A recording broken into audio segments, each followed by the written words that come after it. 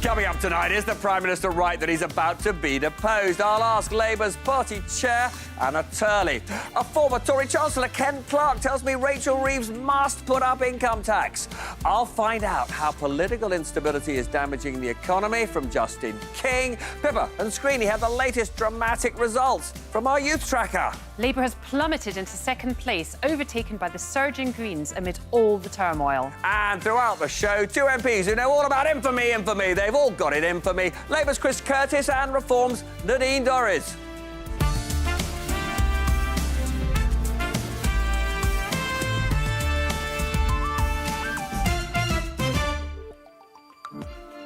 Watcher, what was probably the single most important promise that Keir Starmer made to the electorate when campaigning in the general election? Probably that he would end the psychodrama of the previous decade of British politics, the never-ending civil war between MPs and assaulted prime ministers that characterised the chaotic governments of Theresa May, Boris Johnson, Liz Truss and Rishi Sunak. Country would come before party, Keir Starmer pledged, and before ego. A worthy ambition that's been shattered on the altar of the paranoia of officials in his Downing Street bunker who are led by his Chief of Staff, Morgan McSweeney. They see treachery everywhere, presumably to distract themselves from the collapse in the popularity of their leader and their party. Starmer's aides have achieved precisely the opposite of what they intended with their briefings. In saying that if there were a coup against Starmer, he would fight to the death, they've told the country's creditors and voters just how weak he is, and that undermines their confidence. Starmer insists he had no role in briefing against the alleged traitors like Streeting and that he deplores it. Given how many of the government's mistakes always seem news to him, that's plausible. Though he absolutely knew that his officials were putting it about that he won't leave Downing Street without the mother of all battles. If he doesn't get a grip, the fictional uprising against him may become real. It's a plotline in the soap opera of modern British politics that never gets stale. To put it another way, if Keir Starmer and co were a rock group, they'd increasingly be seen as a tribute act to those failed Tory governments. Pippa.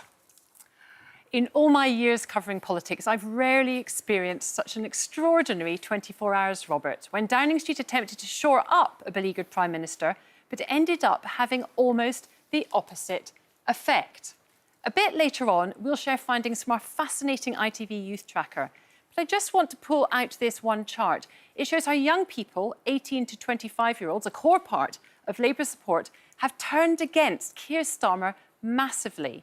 Already on the lowest ratings in history with the general population, he's fallen by 41 points to become the lowest-ranked leader among young voters too. That's part of the wider story of fear from those close to him. Now, Robert, both of us have been briefed on this really astonishing story last night. And today, ministers and MPs have been scratching their heads about why Keir Starmer's decided to do this now. And he's come under quite a lot of pressure, including from backbenchers, but also cabinet ministers, to fire Morgan McSweeney, his number 10 chief of staff. He's told them, we were told earlier today, in a meeting of backbench MPs, he was indicating that he wants to keep him. But is also going to be, we're also told that he's been speaking to Wes Streeting this evening for so-called peace talks. Not sure whether they'll still be pals at the end of it all. But both sides are saying to us that Wes Streeting is neither going to walk or be forced out. But this all is just so messy, isn't it? It's incredibly messy. And as you say, Wes Streeting is saying he is staying put and, this is all gross calumny, these allegations that he was plotting against the Prime Minister. And Morgan McSweeney is also, as I understand it, denying that he was briefing against Wes Streeting. And I think the biggest problem for the Prime Minister is that we know that at least a significant part of the operation to brief journalists Keir Starmer did know about. And the part we're talking about is not the undermining of Wes Streeting, but it is the briefing that were there an attempted coup against the Prime Minister, he wouldn't go quietly. He would fight. And this other line that they keep putting out, that confidence in the government's stewardship of the national debt would collapse and interest rates would soar if he and the Chancellor were forced out. That is also part of the briefing which the Prime Minister approves. So it's very hard for him to sack Morgan McSweeney if he was, in a sense, if the Prime Minister himself was part of the operation. I mean, its timing is one of the extraordinary things about it. The fact this is happening just 2 weeks before what's going to be a crucial tax-raising budget, of course, for Rachel Reeves. And it's really quite a difficult year ahead for the Prime Minister, because not only do we've got the budget, I think we've got some asylum measures going to be announced later in the year. And then, of course, the May elections in Wales, Scotland and local elections across England, including in London. And lots of people inside the Labour Party right across the country are feeling extremely nervous about whether Keir Starmer's stewardship of both the economy and their party are going to be enough to get them over the line in that. And it really feels, from talking to people inside government, that that's the moment of peril that we'd all been thinking that Keir Starmer would face after the May elections. And, you know, we could see any of the names that we've talked about around Westminster today ending up challenging him. Wes Streeting may or may not be amongst them. We'll see how these peace talks end up going. Let's be absolutely clear. I think if there's a leadership election, I think we know that Keir Starmer said he'd fight. Keir Starmer will certainly be in the frame. I think Wes will be in the frame. Shabana Mahmood, the Home Secretary, will be in the frame. But what I really want to do now is turn to our distinguished guests, and I'm going to start with former pollster, Labour MP Chris Curtis. Look, the thing that Downing Street has achieved is flagging to the world that the Prime Minister recognises that he is vulnerable. He is damaged by all of this. The Prime Minister is damaged, isn't he, Chris? Well, something rare happened last night, which is that I was made incredibly miserable by Pippa's world-class journalism, which very rarely happens. It's incredibly frustrating and self-destructive, and I think what was most annoying about the briefing is it wasn't true. The Prime Minister was never under threat. So why did the Prime Minister believe... Because we understand that the Prime Minister did believe that he was under threat. So why did he come to that conclusion? I don't know. Wait, I think you're saying that he did. He says that the briefing was unsanctioned. I sort of believe him on that. No, hang on. The briefing against Wes Streeting was unsanctioned, but not the more general briefing about, that he would stay and fight. Fine, I don't know. You're going to have to ask the Prime Minister that question. My view is quite simple. I and almost all of my parliamentary colleagues came into Parliament in order to work out how we improve the lives of the people that sent us there. There are other people in Westminster, and it's why I'm incredibly frustrated, who seem to much prefer spending their time working out which journalists they can brief, who they can do over, how they can get one up on people they don't like about Westminster, and that is incredibly frustrating given the size of the challenges. So the Prime Minister is damaged, is what you're saying? We'll talk about Wes, for example. I can remember the first conversation I had with Wes after getting elected. I talked to Wes about a 9.5-hour wait. My grandmother passed away a couple of months ago, and so we've been in and out of hospital a lot recently. We took her to hospital. She was 91 at the time, suspected she was having a heart attack. Got to the front desk in accident emergency, 9.5-hour wait for a 91-year-old woman potentially having a heart attack. That's what we were told. I spoke to Wes about that because I came into politics to ensure that our public services, our National Health Service, is there for people when they need it, so that other people don't face stories like that in the future, that we can fix the crises facing this country. And it's incredibly depressing with briefings like this, because while I'm doing that, I think the vast majority of my parliamentary colleagues are doing that.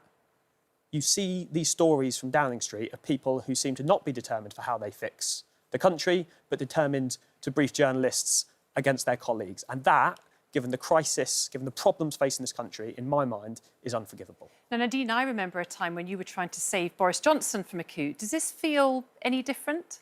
Gosh, but I don't know how many times I've been... I can't even begin to count how many times I've been through this. And actually, I have some sympathy for Chris and new MPs, new Labour MPs, because they've been thrown into this quite early. They've not been there just over a year, and to already be in this situation. But, you know, Chris, I hate to tell you this, but the starting gun was fired last night. And we know this. We've been around a long time. The starting gun was fired. And, Pippa, you're quite right. It was anticipated that they would get to the May elections. But that I can understand the thinking of some Labour MPs if we could do something now, signal that there's going to be a change of leader, get a change of leader in. We might be able to salvage some of those seats in the mayor elections, because what Labour are looking at is a total destruction of their activist base next May. And I can almost be in the room and hear the conversations, let's get Wes in now, or Angela, or whoever. Let's see if we can save some of those seats in May. Let's see if we can stop the destruction. Chris, that is exactly what's happening. There are still people in the Labour Chris, you're going to come back later. I'm going to talk to both of you at length in just a few minutes. But first, I've got to go to an interview hugely relevant to what we've been just discussing, because it was with the chair of the Labour Party, Anna Turley. I pointed out to her the Deputy Leader of the Labour Party, Lucy Powell, and the Health Secretary, Wes Streeting, have described the culture in 10 Downing Street, a culture we've just been talking about, as toxic.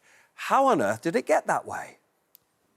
Well, that's not been my experience. The people I meet in Number 10 are there to support the Prime Minister, to support this Labour government and get on with what we're delivering. And that's the critical thing for me. We were only elected last year. We've got a huge programme for change. And everyone, whether that's the folk in Number 10, whether that's the Cabinet, whether that's our MPs, we're there to focus on delivering for the people that we represent. I know that you want to deflect from what has been a terrible 24 hours, but, are you just saying that Wes is wrong? That... people have been briefing, people in Downing Street have been briefing that he's a traitor. I think that's a bit strong. Wes is clearly a faithful and always has been, and I'm a big fan of Wes. But plainly really hurt and feeling abused, frankly, by officials briefing against him. Yeah, of course. And the Prime Minister's been very clear. No one should be briefing. It's appalling. And I want people in Number 10, and as I want all of the Cabinet and everyone involved in politics to focus on the job in hand. I can completely understand why people feel bruised. And politics is often, bruising. We spend far too much time talking about nonsense about bubbles and movers and shakers and ambition. And there's none of that. We've got to be focusing on delivering on the job. And Wes is doing that brilliantly. He's been out there today, driving through NHS reform. And that's what we want to see him doing. And that's what we want to see everyone doing from top to bottom in the Labour Party. This is not bubble stuff. I mean, I've talked to senior people in Downing Street who have told me in an official capacity that the Prime Minister wants it known that were there to be a coup, he would not go easily. He would fight. Why would they be saying that at this juncture if they don't think a coup is imminent? Well, there's not a coup imminent. I speak to why my colleagues all the time. But why are they telling me that then? So why are they telling me that, Anna? Because I think, I don't know if sometimes people are trying to be helpful and they're being unhelpful, but the reality is, of course, the polls aren't where we want them to be. Government is hard, politics is hard, delivering change for people that when things are in such a difficult inheritance is going to be really difficult. And we've all got to focus on that job. And Prime Minister's been very clear. He doesn't want any briefing against anyone. He certainly doesn't want briefing against his Cabinet members. The Cabinet have got his full support and we're determined to get on with the job. I mean, on that, Wes Streeting has said that those who briefed against him should be sacked. Prime Minister implied today that he would be looking at who briefed against Wes Streeting. How is that investigation going? I think it's really important that that does take place because that's not the culture that we want. That's not the way we should be operating. We're a team. We're a team behind the Prime Minister delivering for the British people. So, of course, if people have been doing things that the Prime Minister thinks are unacceptable, he is looking into that. And I've met with him today. He is going to investigate and we'll see what happens as a consequence of that. But the reality is he's absolutely clear. This is not in his name. This is not what he wants to see. And he's determined to drive it out. So if it's not in his name, if he finds out who's responsible, they will be kicked out? Well, that'll be up to him. Obviously, he's the Prime Minister. He'll take that decision and we'll support him, whatever he chooses to do. Quite a lot of your colleagues have said to me that they believe there is something seriously wrong with the culture in Downing Street. They believe it's Morgan McSweeney, the Chief of Staff's fault, and they want him out. What do you feel? Do you think Morgan McSweeney should be pushed out of Downing Street? Well, people are always going to have tittle-tattle about names. As I said, we don't know who's responsible for No, this. but I'm just saying this is a more general... I'm not talking about the briefing against Wes, but for some time there has been widespread concern among Labour MPs that Downing Street is not operating as the way it should. He is the most senior person there as the Prime Minister's Chief of Staff. If it's not operating well, that's his fault. So is it time for him to go?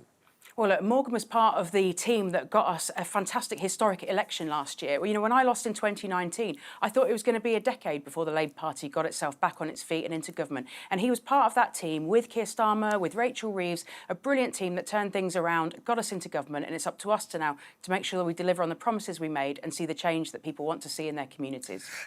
It isn't just change, though. You know, from that campaign into the general election, probably the most important thing that the Prime Minister, the now Prime Minister, the leader of the opposition, said was that if he won, he would provide stability, that we wouldn't have this kind of mad, constant speculation about coups and overthrows. I mean, he's totally failed in that sense. Do you understand why the British people will be just despairing tonight at all this talk of plots and coups? Yeah, and we're despairing too. You know, none of us want to be talking about this. We want to be talking about the job that we've got to fix things for the British people and get public services back on their feet. So, of course, it's frustrating. And too often in politics, there are people who think this is what people want to hear. It's not. I know what people in Redcar and across the country want to see. That is a Prime Minister delivering. He's got a big majority. We've got a strong team, and we're determined to get on and deliver that. But just to be clear, wherever you're listening, Redcar you mentioned, they will say this is the Prime Minister's fault.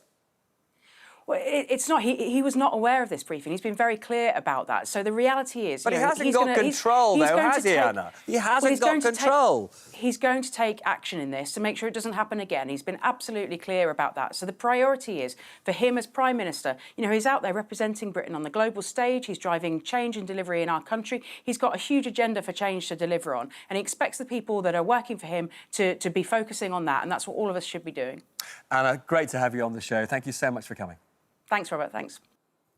So, we're going to come back to the turmoil in Downing Street in a minute. But before that, we've got very, very exciting stuff. We've got the latest instalment of our absolutely gripping polling of young people. Pippa's going to tell us more. We do, Robert. Tonight, we're bringing you our latest ITV youth tracker. We had Savanta ask 18 to 25-year-olds across the UK a series of questions about their views on politics and the economy. So let's start with voting intention. The changes since March are dramatic. Support for Labour among young people has absolutely plummeted from a commanding lead of 43% of the vote down to 25%. And this pushes them into second place behind the Greens on the Green Line, who have doubled their vote share. This reflects both the rising appeal of the Greens and how much Labour has alienated young people. Reform are also on the march among younger voters, going from 13% up to 22%. I showed you this chart earlier. Back in March, there was some hope, but just look at that fall in approval for Keir Starmer. Nigel Farage is also down another 9 points to minus 19%, meaning all the party leaders are firmly in negative territory, apart from the new kid on the block, the Green Party's Zach Polansky. With the leadership contest on everybody's minds tonight, it's handy that we also asked what young people thought about some of Keir Starmer's potential rivals. So let's just start with Wes Streeting, shall we? Here he is, down here. Just 12% hold a positive view of him, while 25% have a negative one. But 35% say they don't know where they stand. And Home Secretary Shabana Mahmood, who increasingly is talked about as a future leader, was on almost exactly the same numbers. Angela Rayner, loved by Labour members, is marginally more polarising, with 16% holding a favourable view and almost 30% not. And as you can see from all of this red, it wouldn't be a particularly upbeat race. Young people don't seem to be rallying around anybody. Robert. Yeah, and that is a big... I mean, you're a former pollster. If you look, Chris, at those findings, and also you take on board what we were showing earlier about how among young people the Greens have surged way ahead of Labour. That's a big concern, isn't it? Yeah, it is. Look, I mean, you can focus on pretty much any demographic group. Polls aren't great for Labour Party at the moment, and that is why it's so important, back to the previous conversation, that we all pull together and make sure that we're delivering for the British people. And a point that I don't think is made often enough. We've seen a big intergenerational divide in polling. Old people have generally swung to the right, young people have generally swung to the left. That's always sort of been true, but that effect has been far bigger in recent years, and we try and come up with reasons for it. One of the things that I think is not discussed enough is just how much economically we've basically screwed an entire generation recently. We're taxing particularly young people higher and higher and higher. You know, the tax rate you pay in this country is now far more based on your age than it is on your income. That's, I think, something that we need to address. And I think we will come back to that. And we've got this real problem with the housing crisis, where young people are finding it so difficult, if not impossible, to get onto the housing ladder. So the solution to this question, just like the solution to so many other questions in politics, is economics. We need to show young people in this country that they've got a future that they can believe in, and they can see themselves being able to own their own home, bring up a family, and have the great start that they saw their parents have a generation ago. Nadine, you are now a Reform supporter. You were very close to Boris Johnson. You've now said you're going to back Nigel Farage. How do they compare? What's different? What are the differences between them? What's similar? Where did that question come from? I just don't really want to talk about that. I don't know what you mean. Well, I'm just wondering, because, I mean, look, there are two huge figures in British politics. As I say, you have been close to both of them. I just wondered if you thought about... Both winners, I'd say. I think that's where Boris Johnson was a winner, won a massive majority. I'm very sure Nigel Farage is going to. As people, they're completely different. They're not alike at all. I think they're both... I've got some time to think about it now. I think they're both very visionary. They've both got an idea about how they want the country to look. And I think they both have a plan. I think Boris had a plan, a vision. And I think Nigel definitely has a plan too and a vision. And that's one thing I think Keir Starmer is lacking, actually. There isn't a plan. I don't know what the vision is from Labour. I don't know where they want to take the country. But I think if you listen to Nigel Farage, you'll know exactly what he wants to do and where he wants to take us. And I'd say increasingly more so as the policies are developed. And I'd say that's a thing. And we knew that also. With Boris Johnson until we were hit by COVID and Putin invading Ukraine. But that's really lacking in Labour. We don't know what the plan is. There isn't a vision. There's no kind of enthusiasm coming out. It feels like a miserable government that doesn't know where it's going or what it's doing. Are you going to allow me to list off all of the fantastic things this government's done? Delivering millions more... You can do it a bit later. Probably this is not precisely... Increasing the wage. But the one thing which is quite interesting to me, but I'm going to go to Pippa in just one second, is that, again, although the Greens... poll very well with young people, Reform do remarkably well for a party that's not supposed to appeal to young people because it's on the right. So it is interesting. This whole issue of communication and offering hope is obviously something that is relevant to all parties at the moment. And you're going to pick up on some of this, aren't you? I am. With all of this political drama, it's easy to forget that in just 2 weeks' time, there's a major political event coming up, the budget, if you'd forgotten. So I want to show you this striking chart from our youth tracker. When we asked 18 to 25-year-olds about their personal finances, 42% of young people said that worried, and 35% are very worried about the cost of living. That's 77%. Our survey also showed that 35% of people have had to borrow money from friends and family, and with 1 in 5 saying they regularly skip meals as they can't afford food. We know that Rachel Reeves is putting up income tax at that budget, with one government source telling me that you don't exactly have to be a genius to have worked that out by now. But this will anger the 43% of young people who feel they're already being taxed too much and that the government should cut spending. Whatever Rachel Reeves decides to do, young people have already made a harsh assessment about their futures. This chart tracks whether young people think they'll be better off than their parents' generation. In the past, this hasn't shifted much, but since March, the numbers saying they'll be worse off than their parents and their grandparents is up 20 points to 62%. Bleak reading, Robert. It certainly is, Pippa. Now, I, however, had a bit of a treat this afternoon. I went down to South London for a chat with the former Tory Chancellor of the Exchequer, Clarke, who's always got interesting things to say. Now, I asked him whether Rachel Reeves, this is somewhat in the news at the moment, would be right to break Labour's manifesto and put up income tax, as I expected her to do, or I expected her to do in the budget. The answer might not be what you expect. She definitely needs to get it right this time, raise tax properly, cut public spending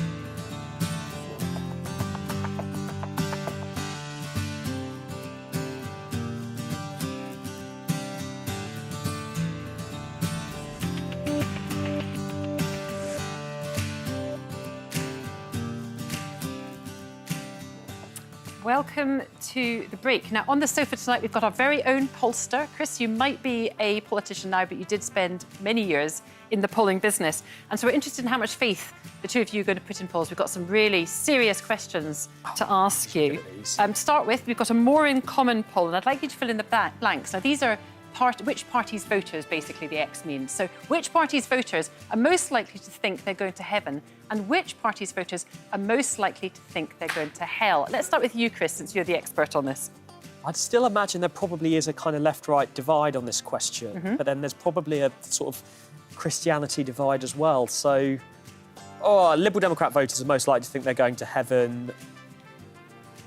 Conservative voters are most likely to think they're going to hell. How's that? Nadine?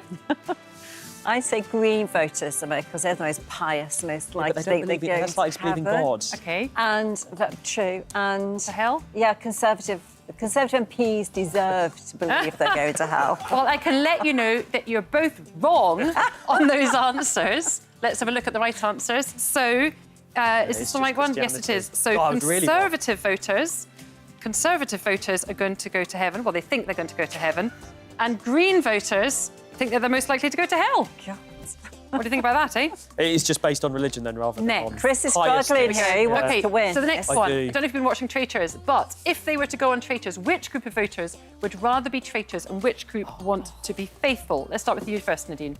Oh, the Conservatives would definitely want to be traitors, although Labour are competing for that title today. And which group would want to be faithful? Oh, that's a tough one. I think young people would most likely be traitors. And Oh, we're not people- talking about MPs or No, we're talking about voters. voters. So I it's, think- it's by party, though. I think young people would most likely be traitors for the Yeah. fun. Old people would most likely to be By faithful. party, which party? But therefore, it's an age divide, so you'd have Greens being most wanting to be traitors and Reform voters most wanting to be faithful. OK, should we see if you're right? I can tell you that you're not. Oh, Traitors, Conservative voters. And Nadine is partly right on that one. Conservative voters, anyway, not MPs, obviously, would most likely to be traitors, and Labour voters would most likely to be faithful, including, of course, Wes Streeting. Now, would you say... Oh, yes, OK, so finally, people were asked which breed of dog they think would make the best Prime Minister. Now, I think this is biased, this one. I've got a gonna be a miniature retriever, schnauzer, and he's obviously not on the a retriever. list. well, I was going to say Westie. lab. We've It'll got be 20 lab or seconds, retriever. so very quickly. Chris, Nadine, which breed of dog? Retriever. Well, it's only going to be a lab or a retriever. I've or got two retriever. Westies, though. I'm going to say Westie. Labs Westies. are incredibly loyal, so they certainly make the best health secretary. OK, so let's go. The golden retriever is the answer for Labour. I got it right. And Reform voters say the British bulldog. Just so you know, Green voters, like poodle, Lib Dems thought it was a German Shepherd. Food for thought. Greens wanted a poodle. Actually, did you know that?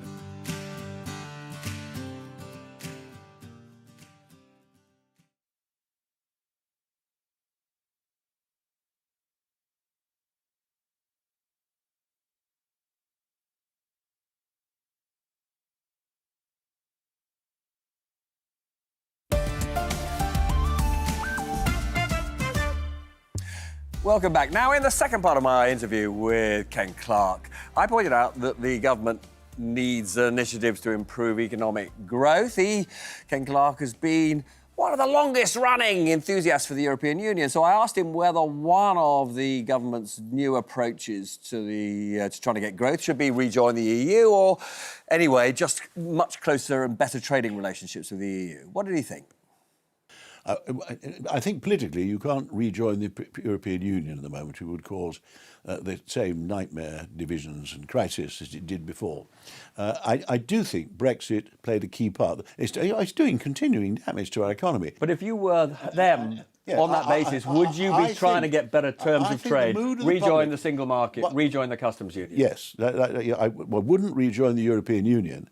I think the time has come where people who share my views, which, as you say, plainly Keir Starmer does, rejoining the customs union and the single market would be a huge advantage to us. You were in the same cabinet for quite a long time as Michael Heseltine. He recently described Farage and Reform as a sort of throwback to the fascism of the 1930s and Oswald Mosley and essentially described them as crypto-fascists. Is that something you would agree with? I don't go for the throwaway. I've never fallen out with anybody over politics. And I think Farage is a very attractive figure. I got on well when I met him.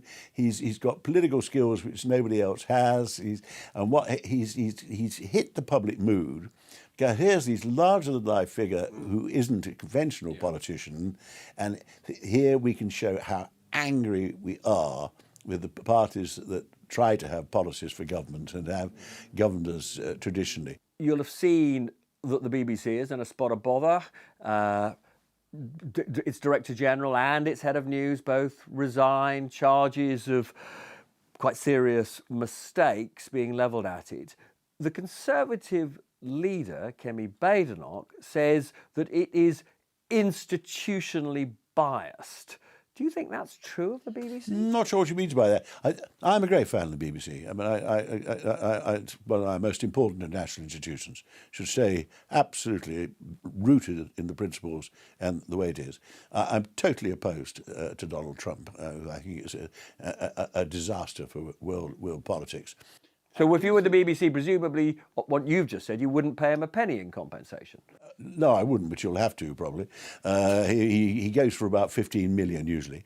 I do think that this problem is very serious. We almost are underplaying the seriousness of what the Panorama team did. I think any reputable journalist, any reputable politician would say that to edit a speech to improve its meaning so that you give the impression that someone who had been President of the United States and is President now was deliberately inciting a riot and advocating violence when you know that he wasn't, and you've taken business bits apart, put them together and left out the bit where he told them to go peacefully. That is one of the worst examples of journalist misbehaviour that I've known, more fitting for Russian television than British television. And I'd like to know what's happened to the Panorama team who went in for that deliberate propaganda thing. And my political bias is against Donald Trump, and my overwhelming instincts are in favour of the BBC as we've always had it, as a great national institution. Ken Clarke, as always, it's such a treat and a pleasure to see you. Thank you very much. Pleasure. So, there's a ton of stuff to talk to both of you about, but Nadine, you were a culture secretary. Ken Clarke is got no doubt that particularly the Panorama breach he thinks was appallingly bad. How damaged do you think the BBC has been by the events of the last week, the disclosures about Panorama, the resignations? Yeah, very damaged, because the whole issue over Trump and the speech and the splicing of the speech was actually the final straw. And it was the final straw which presented hard evidence, which was able to be used in a way to exemplify what it is that is so fundamentally wrong with the BBC. You know, I had this when I was culture secretary. I froze the licence fee for 2 years. There was, when I arrived in the department, there was a whole situation about Jewish school children on a bus who'd been accused of making an anti-Muslim slur, which was then discovered that they hadn't. It took 8 weeks to get the BBC to even issue an apology. There is a deep-rooted problem which has been running throughout the news and current affairs division of the BBC for quite some time. The news reporting is being captured by a type of ideology which has damaged the BBC. But, you know, one thing I will say, I find it absolutely incredible that in this day and age, people are paying a regressive tax, whether you live in a mansion or a council house, you're paying the same amount for a licence fee, which criminalises people who want to watch television. And of all those people who are criminalised, 74% of them are women. And I just find it absolutely amazing that we still fund the BBC in this way, and it's accepted, particularly when those young people we were talking about in those polls, they don't watch the BBC. They gather their news in so many other different places and different ways. We're in a digital age. The day of paying everybody, handing over £180 or whatever it is now for a licence fee for the BBC is over. I mean, Chris, presumably you would agree, however, with the Prime Minister that the BBC is absolutely vital to the sort of culture of the UK. Do you agree with Nadine that the licence fee has to be scrapped? I mean, I agree with all 3 points. I agree with Nadine's point on the culture of the BBC, which obviously needs improving, and I think the Culture Secretary has said the same. And also, you know, we're going to have to work out a better funding model for the BBC. Whatever you think of the licence fee, and it is regressive, whatever you think of the licence fee, it's not got much more life in it, and we're going to have to work out a way of reforming that to a better system in the future.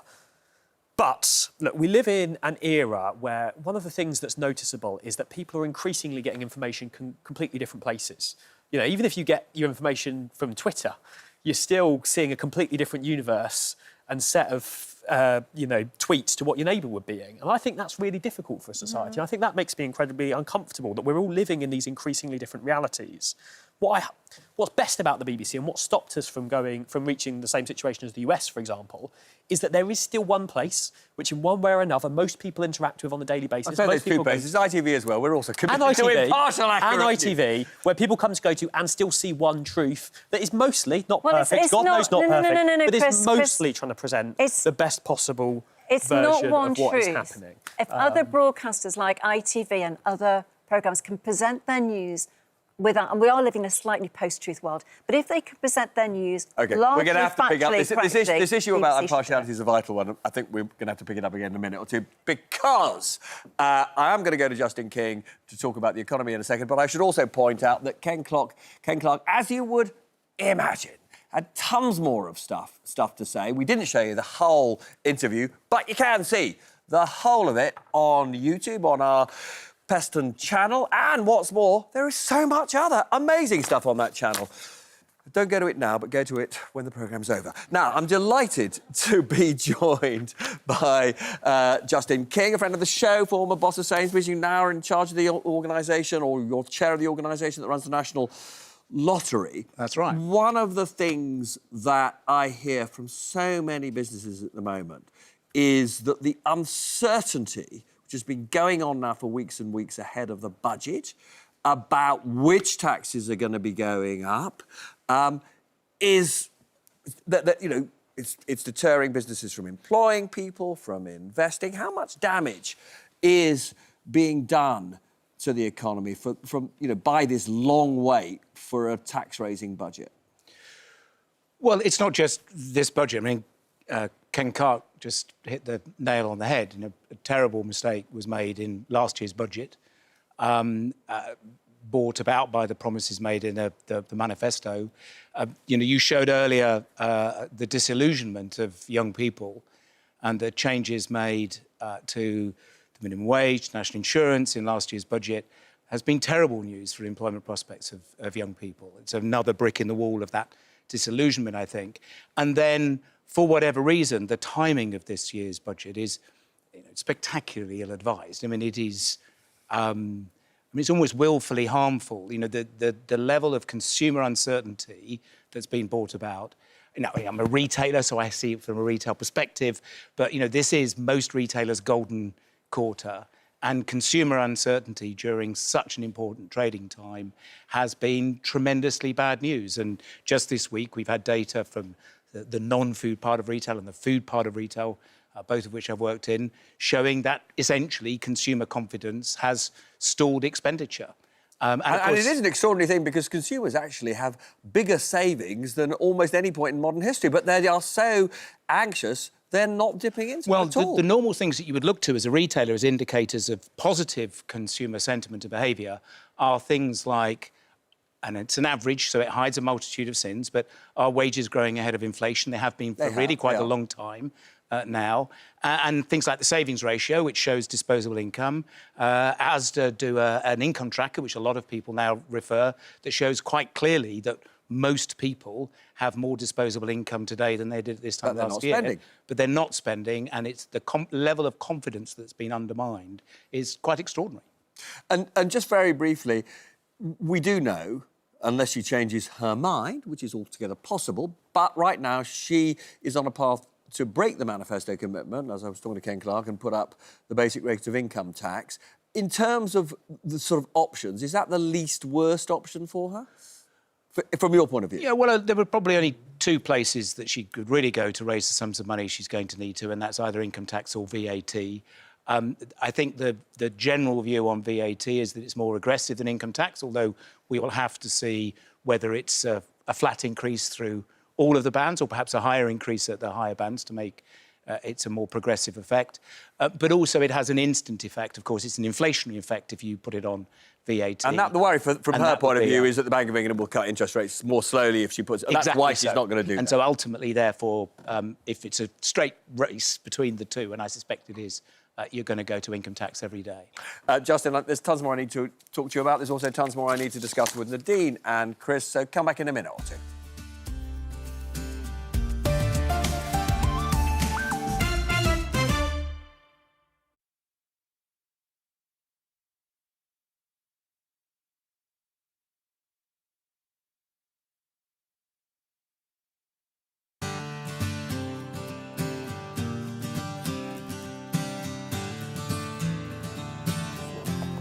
We've got 2 minutes. Hi, welcome back to the break. Now, COP30, the biggest climate summit of the year, is now underway in Belém in Brazil, in the rainforest. And so Keir Starmer and Prince William have both been there. It's probably notable by its absences as well. Donald Trump's not been there, President Xi, Modi, and so on. So, Nadine, what do you think of big climate summits? Are they a waste of time? Well, I think they probably are more in the latter day. The one that I was involved in when I was Secretary of State, we achieved so much at that, which I think was COP25.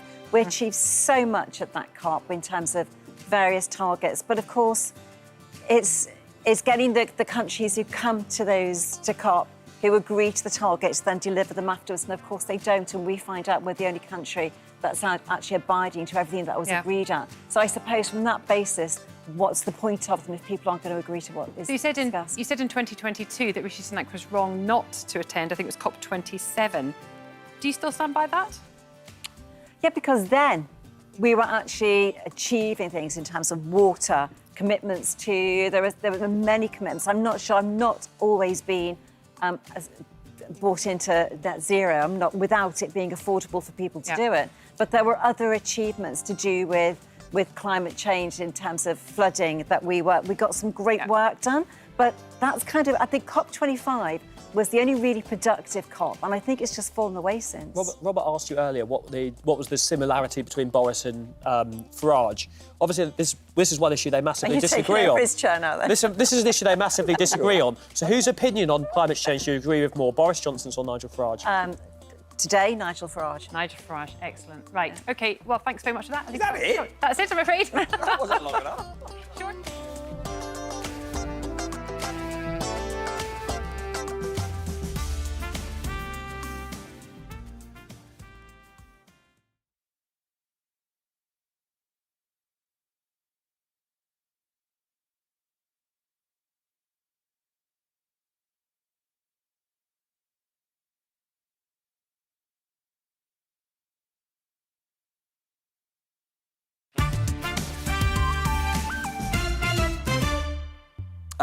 Welcome back.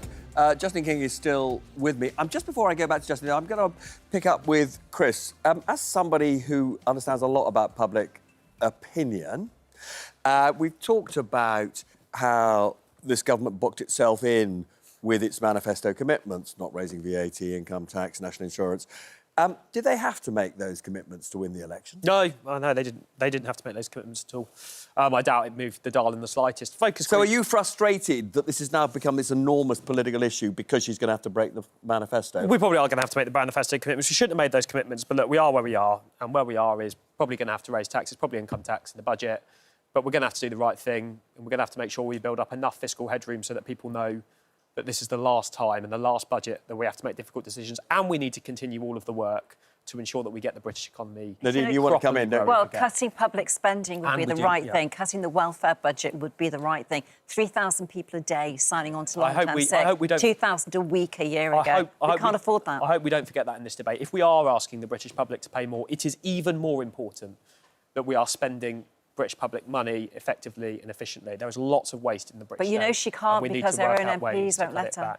You know your own MPs won't let her. Justin, before the election, when you'd had contact with Rachel Reeves, you and other business leaders were saying that you were confident that this would be a government that would promote growth, that did understand business. Now, I'm assuming, well, you've already said, you feel a bit jaded, you feel a bit let down. Can Rachel Reeves win back the confidence of people like you? Or is it too late? No, I don't. I mean, I'm not a believer. Never say never, right? It's never too late to turn the corner. It's super important that both sides of the equation are addressed, because certainly, one of the things in the business turnarounds that I've done, you've got to sort the top line. You've got to sort the income side of things, but you've got to sort the cost side of things. And nobody, as Chris just said, really thinks the state spends money particularly well. And it is our money, it's not the state's money. You've sort of put words in my mouth. I think what I said, and I think I might have even said it on this show, was that I saw very good signs that they were listening. Yeah, well, okay. But unfortunately, listening has another part to it. You do actually have to hear and then act. And, in a way, I'm so pleased and yet so depressed at the same time to hear Chris say what he just said, which is it wasn't a promise that needed to be made. As a consequence of making that promise, we've lost the best part of a year on the journey that we could be on to a very different equation. And that's sad, right? We've got maybe a 5-year parliament, and if you're a politician, a year's lost. And look, we saw those numbers earlier about young people, and most of this programme has been a conversation in the Westminster bubble, and not a conversation about what we really should be talking about, which is how we put the country back on the right track economically. And that depresses me, because in the end, that's the only thing that will answer almost all of the things we're debating.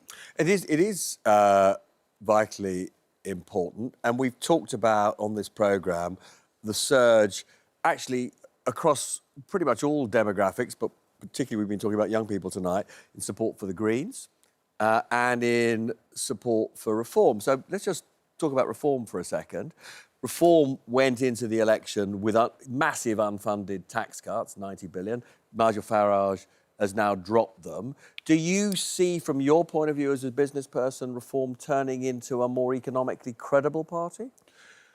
Well, I mean, you've kind of answered your own question in posing it, right? I mean, the tax cuts promised in the election were promised by politicians that did not expect to get elected and therefore didn't have to live by them. You've got to at least give Farage and the party credit for quickly getting off that horse.